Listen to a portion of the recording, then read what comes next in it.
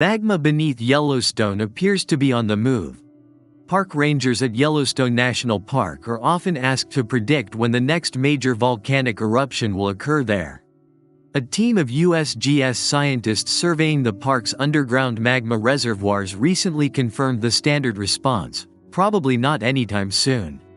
But they have shown that the area where such activity is most likely to occur has shifted.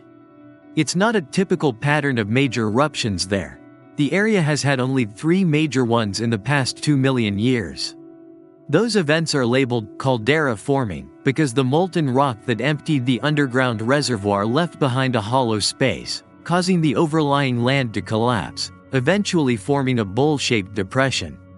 Beneath that depression, called the caldera, is a magma reservoir. Recent surveys suggest that the magma inside it hasn't stopped. It now appears to be shifting northeast of the Yellowstone caldera. For the past 160,000 years or so, the magma reservoir has been mostly under the caldera.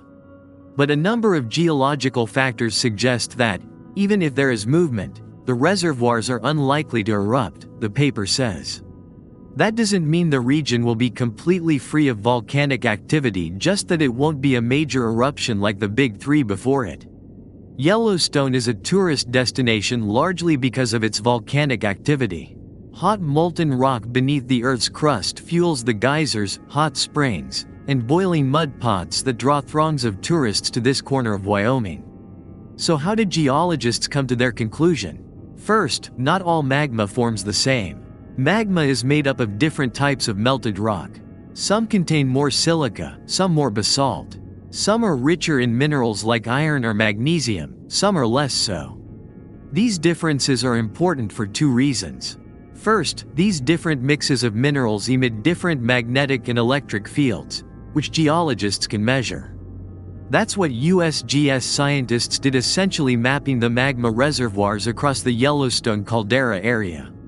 The differences also provide clues about how fast the magma is flowing, based on its mineral composition. For example, the magma closest to the surface of the Yellowstone caldera is rich in silica, which makes molten rock sticky, viscous, and slow-moving. Geologists' magma mapping efforts have revealed 7 distinct regions. Some reservoirs feed into each other like the Great Lakes. The reservoirs lie between 2.5 miles and 30 miles underground. They were perhaps most surprised by the northeastern pocket, both because of its location and its composition. Previous estimates had not placed this area as a potential producer of volcanic activity. The magma is also layered like a parfait, with 2 flavors. The lower level is rich in basalt, while the upper level is rich in silica. The lower level essentially helps keep the upper level warm. Beneath those basins, called calderas, sit reservoirs of magma. Recent surveys show that the magma within them has not stood still. It now appears to be shifting to the northeast of the Yellowstone caldera. For the past 160,000 or so years, the magma reservoirs have mainly existed beneath the caldera. However, a number of geological factors suggest that, despite the movement, the reservoirs are not eruptible, according to the paper. That doesn't necessarily mean that the region will be completely devoid of volcanic activity, just that it wouldn't be as cataclysmically explosive as the previous Big Three. Yellowstone is a destination largely because of volcanic activity.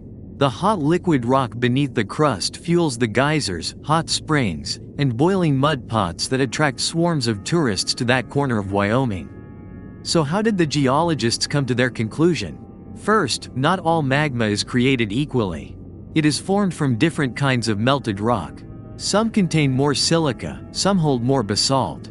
Some is rich in minerals like iron or magnesium, some less so. These differences are important for 2 reasons. First, these different mineral mixes give off a variety of magnetic and electrical fields which geologists can measure. That's exactly what the USGS scientists did, essentially mapping the magma reservoirs throughout the Yellowstone caldera area. The differences also give hints about how fast the magma flows, based on its mineral composition.